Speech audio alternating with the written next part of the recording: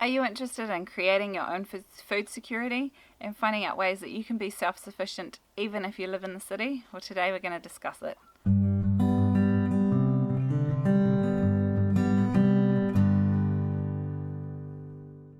G'day there, I'm Dana from Piwakaka Valley Homestead.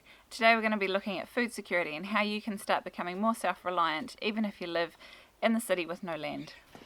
Except I think we're going to have to move to the tunnel house because it's raining. Alright, well here we are in the tunnel house, so hopefully the rain noise isn't too loud. And if I look really tired, it's because I have been up with a sleepless baby all night, so excuse the big bags. Food security is based on three main things: availability, access, and the ability to use something. With the way the world is at the moment, people are finding that the availability of food is becoming less and less available at the moment, and then the accessibility of it is also quite difficult to get, especially if you find yourself, like I do, queuing for 20 minutes to get into the supermarket, or some people, I'm sure, are queuing for significantly longer. And then even once you get the food home, what they have at the supermarket, often the stuff that's running out are the pre-packaged things, the ones that are easy to cook and the things that I don't need too many skills to actually be able to use. Unfortunately, in our modern society, a lot of people have lost the skill of being able to cook food from scratch. So today we're going to be looking at some different ways that you can help improve all of those areas and improve your family's food security in your own home. Now, with these suggestions, it actually doesn't matter if you live in the city or if you live in the country. These are all things that you can start working towards and be able to be more self-reliant. One of the very first things that you can do in the very short term is to work out how to shop and buy locally, supporting those local farmers. You could consider joining a CSA. A lot of farmers that used to only supply restaurants or only supply farmers markets have now set up CSAs. CSA stands for Community Supported Agriculture. And these are places that you pay money and they give you a box of vegetables. That's basically how it goes. So they tend to be really locally grown, and you know that you're supporting the little guy, the one that really needs the support and the help right now. And on top of that, you're getting much healthier food. Most of them actually grow spray-free. So basically you're getting organic food for less than what you'd buy at the supermarket, and you're supporting the little guy while you're at it. It's kind of win-win for everybody. Learning to cook from scratch is one of the other things you can start doing right now. If you look on YouTube, there are lots and lots of people that will teach you simple recipes to cook from scratch. You can invest in maybe a couple of cookbooks, and there are a lot out there that are specifically designed for beginner cooks. If you really think they're going to be too hard, try getting one for kids. There are some really good kids cookbooks out there with really simple to follow instructions, and they're pretty much no fail. Two other things that you can do to improve your food security right now is, well, one of them is to buy in bulk. So a lot of the catering companies have still got lots of stock, but they'll only sell them to you if you put in a big enough order. So one of the things you can do is get together with friends and family and put a big order in together and then divvy it out. So one of the big problems in our city was we ran out of flour. And the problem wasn't so much that the suppliers had no flour, it was more that we didn't have any small bags of flour. So the big 20 kilo and 50 kilo sacks of flour were still available, but that's not what the consumer and that's not what the supermarket wanted. However, I did go to a catering company and put in a big order, and it suits us perfectly because we have some big bins that we can store stuff in. And so we bought 40 kilos of flour, and we bought 40 kilos of sugar, and we bought 40 kilos of rice. And I know that I don't have to buy those again for a really long time, and it doesn't matter that the supermarket doesn't actually have any of them. The other place to look is to look at the smaller stores nearby. So you might find that the supermarket's completely run out of something, but the local shop actually still has it. You may pay a little more for it, but again, you're supporting the small guy, and on top of that, you're actually getting the food that you want. So they're all things that you can do in the really short term. You can do them this week to start improving your food security. There are some things that you can start working on now as well for the longer term, things that you can work on over the next coming few months and know that you're going to have growing food security long term for you and your family. Obviously, the very first thing I'm going to recommend is getting a garden started. Now, you don't have to have a big plot of land. You can, well, if you have a lawn, you could rip your lawn up and put a vegetable garden on there. But even if you have flower gardens, you can start putting plants in around your flowers that are actually edible. You could look at starting a container garden. I'll put a link below to one of my blog posts about how to grow a lot of food just from growing in containers. If you're completely new to gardening, I have a really good ebook, and if you have access to shipping from Amazon, which I don't at the moment because otherwise I would have a physical copy here to show you, I have a book called The Homesteader's Guide to Seasonal Gardening, and it is a pretty epic book, and it will take you through every season, every couple of weeks or so, what you can be planting. It doesn't matter what zone you're in, they're all listed by different zones. What you can be planting, what activities you need to be doing in the garden to maintain your garden. It takes you right from scratch how to build a garden, how to get it off the ground, how to troubleshoot things, how to harvest food, how to store food, and also in it recipes for each of the seasons on simple recipes, cooking from scratch for food that's freely available in those particular seasons. So if you would like a copy of that, I'll put a link to it up there, and also wherever it goes. I'm not sure which slide it's on. I'll put a link for it anyway. And also, if you want to get a physical copy of it, then you can buy it through Amazon. So I'll put a link for that as well, up there or down below somewhere. There'll be a link for it somewhere. The second thing you can learn to do, even as your garden is developing, or if you really genuinely can't grow a garden, is to learn how to forage for foods. So there are some things that will just grow naturally wild, much better than what you can even grow at home. Mushrooms being one of the best ones. If you've got a forest nearby, you can go hunting for mushrooms. Obviously you want to be absolutely sure that the mushrooms you're gathering are edible. I mean, they're all edible once, right? But are edible and won't make you sick and die. Morel mushrooms, I know, are a really big hit in the States at this time of year, where you can just go and hunt in the forest and find them. You can also forage for berries, and you can forage for greens.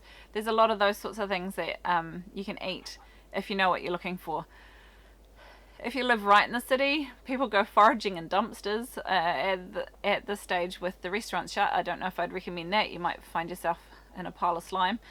But I mean, again, finding out if there's places that have scraps that you can feed to your chickens, or those sorts of things. Along with foraging fresh food is hunting and fishing. So they're kind of like foraging but for animals. So if you have the ability to learn to hunt or to learn to fish, one of the best things you can do is find someone that knows how to do it and go out with them. And often they'll have spare equipment that you can borrow, so you're not having to pay that outset until you know whether it's something you can actually do. And then once you've got these free foods, learning to cook from scratch is like probably a big key in this whole thing. And they can be really simple meals. You can literally fry some meat and make a salad. I'm quite a good cook, but a lot of our meals are pan-fried meat and salad because we grow so much salad in the garden. So really simple, quick meals. They take me, 20 minutes to throw together. For us, that's way faster than trying to drive into town and get takeaways, because we're half an hour from anywhere. So learning to cook from scratch, really good skill for you to have. Another thing that would help give food security long term is to have your own land. So whether that means you sell what you've got and you move out into the WOPs and buy some affordable land, or whether it means you look at some more alternative solutions, renting your neighbour's backyard, renting a paddock off a farmer, maybe look into doing woofing for a season or two so you can learn all these skills yourself. They go around organic farms and you exchange your labour for food and accommodation and learning. It's a really great system. You may be able to work out a bartering system with someone where if you borrow their backyard and grow a garden, they get some of the produce, you get some of it yourself. There's a lot of creative ways that you can get access to land if you're really serious about this. Some cities have plots of land like community gardens, or I know in England they have land that you can hire that everyone has gardens together. So, I mean, if you start looking outside the square, there are options available to you if you're willing to look.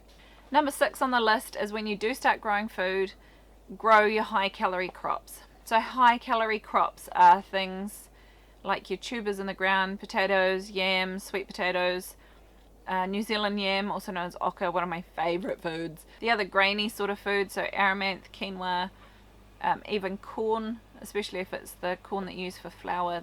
Those really starchy foods are higher in calories, so will sustain you better for longer.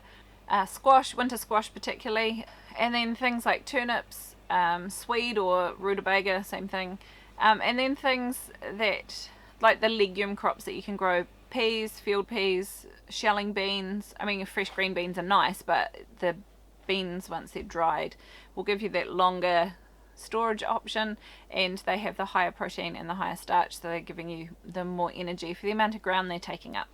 These are like considered the survival foods, I guess.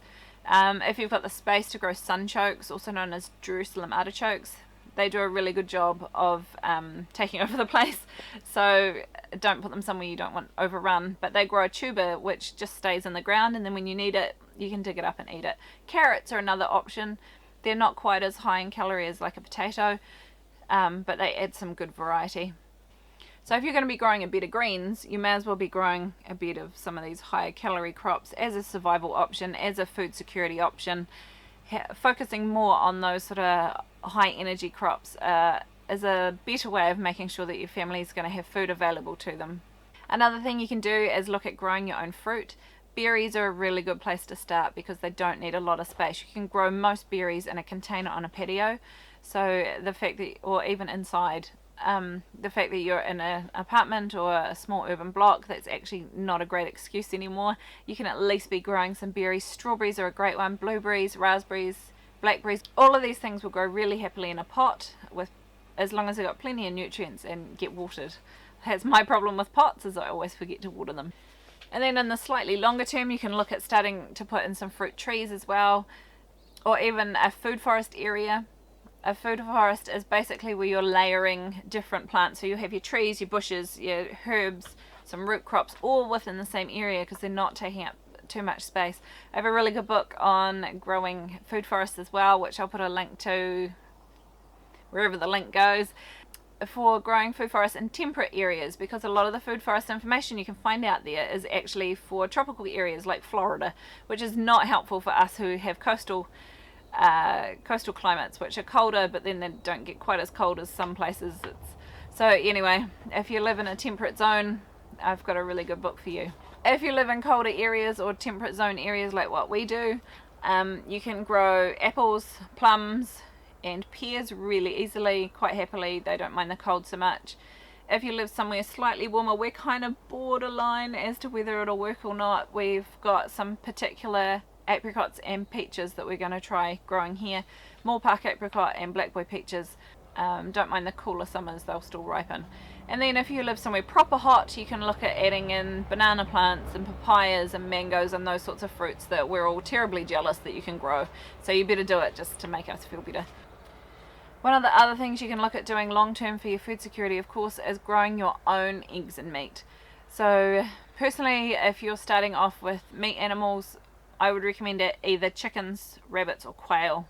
Rabbits are much easier to process as long as you can get past the fact that they look cute and fluffy. Actually, they will rip the crap out of your arms, and I have many rabbit scars from processing rabbits. So all's fair in love and war, right? So there's no plucking involved with skinning rabbits. They're much faster to process than a chicken. But meat to food wise, like the amount of input you put into the amount of food you get out, a good meat bird versus a rabbit, you'll probably get a similar amount out of them. The only problem with growing like your Cornish cross or your cob meat birds is that you have to be continually getting them from a supplier. So that's great, and you're raising your own meat, that's awesome. It's not a survival option, because you want birds that will self-replicate so that you're not relying on a hatchery for getting your birds in. So if you're wanting to go that route, the combination we found worked really, really well was crossing a Indian game hen with a light Sussex rooster, and they gave us really good meaty birds that grew relatively fast, nowhere near as fast as the commercial birds. The commercial birds are ready to process at about 8 weeks. These guys probably took more like maybe 20 weeks. But the upside to them is you can raise them on grass, you can raise them in with your laying hens. They won't get all picked on, they're not all pathetic and useless like the cobs or the Cornish cross are. And of course then it's a self-sufficiency thing. We did try the other way around. The birds grew just as well, but the Indian game rooster was horrendous. He was so horrible, so we got rid of him quite quickly. He was really nasty. But the Indian game girls are they're a bit flighty, but they're pretty friendly. Of course, with growing your own eggs, you can either do quails or chickens, and this is a really good way of ensuring your family has some protein source. Obviously, usually you're feeding your chickens grain, but if you really couldn't access some grain, they will do fine on garden scraps, household scraps, and getting out and digging their own bugs and worms out if you can let them free range. So they're a really good survival option. You won't get quite as many eggs from them if you were feeding them grain, but they will quite happily survive in that situation. So if your grain supply gets cut off for any reason, your chickens will be fine. Rabbits are a similar thing. As long as you've got rabbit tractors, you can raise rabbits solely on grass and hay. But to get the optimal growth out of them, quickest, fastest, you'll be needing to substitute them with some grain-based pellets. And then, of course, if you're growing your own meat, you're going to have to learn how to butcher your own meat. And it can be a really hard thing to learn to do. The first few times is particularly difficult, can be quite emotional. I found the best way to learn to do it was actually watching YouTube videos, because I'm really visual and it was easier for me to watch people do it. And now we quite happily just get on and do it. The smaller animals, the bigger animals, we still need help with. We don't own a rifle yet, so we get someone in to shoot them and then we can do the processing. And of course, if you're growing your own food, you'll want some way of preserving it. So learning to preserve your own food is really helpful. I've got a playlist of starting preserving a few things. And my favorite thing to do is with meat is to actually pressure can the meat into jars so it's already cooked, like fastest meals ever. You just tip them in, add your seasonings, dinner's ready. And it saves space in the freezer as well. So I bought myself a pressure canner. I'll put a link down below to the pressure canner that we have. It's been absolutely fantastic, life-changing for us to be able to can our own food. And with the pressure canner, you can also do vegetables out of the garden without having to pickle them or sweeten them or add vinegar, any of those sorts of things. So the pressure canner for us has been really helpful. And it means that we can extend that harvest for so much longer. And the final thing that I think we should be doing to improve food security is to improve it not just for our families but for our communities. There are a lot of communities out there that just don't have access to good food. They don't have access to fresh greens, they don't have access to healthy meat. And so there are things that we can be doing as a community thing. So getting together, putting together community gardens, buying in whole animal beasts to share up amongst the families around us, running workshops, teaching other people how to grow their own food, how to build vegetable gardens, how to make their own compost, those sorts of things. And then even ones on growing and butchering your own animals. Workshops like that are really helpful for the whole community. And another thing you can consider setting up is a food is free stand outside your place. The food is free movement is something that I find really inspiring. And so there are people that have just put out stands, usually with the sign #foodisfree, and they just put their excess produce there, and other people can bring their excess produce to it, and then the people that need stuff can come and take it away. And I've also seen people sharing seedlings, doing the same thing on the same stands. And this is a really great way of building some community and some community support, because at the end of the day, self-reliance is great, but community reliance is so much better. If we can all work together, we're so much stronger. I hope you found this video useful. If you have, hit the like button. Let me know down below what you're going to be working on to help improve your family's food security in the next few weeks, in the next coming months, and in the next year. What are your dreams? What are your plans? Let me know. Consider subscribing to our channel. We bring you videos twice a week on growing and preserving your own food. We'll see you in the next one.